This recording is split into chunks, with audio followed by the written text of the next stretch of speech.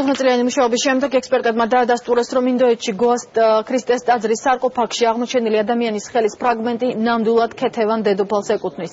განცხადება ამ თემაზე გუშინ საღამოს კულტურის სამინისტროში გააკეთდა. უწყებაში ამბობენ, რომ დაწყებულია მუშაობა ნეშტის საქართველოში გადმოსვენების შესახებ.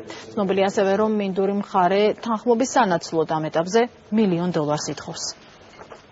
პირველადი დასკვნით დაიდო ფაქტი იმის შესახებ, რომ ეს ეკუთვნოდა ქალს, რომელიც ამ ტაძარში მინდა ავგუსტინურ კათოლიკურ ტაძარში მინდა ხაზი გაუსვა, რომ მხოლოდ ეკუთვნოდა ერთადერთ ქალს ეს სიწმინდე, ეს ძვალი უпроსორად.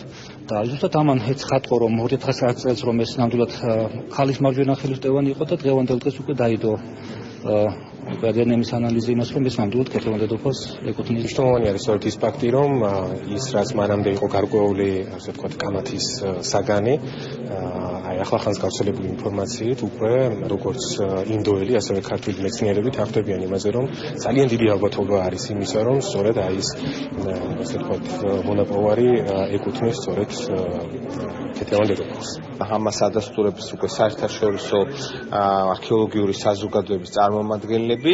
ყველაზე მნიშვნელოვანია ის, რომ არსებობდა გონივრული ეჭვი იმისა, რომ ეს შესაძლებელია ყოფილიყო წმინდა ქეთევანის წმინდა ნაწილები. აი დღეს უკვე დნმ-ის ანალიზის შედეგები ადასტურებს იმას, რომ ეს ქართველური წარმოშობის ადამიანის კუთვნილი სხეულის ფრაგმენტებია, რაც პრაქტიკულად გამორიცხავს იმას, რომ არა თუ ვინმე სხვა გარდა ქეთევანისა.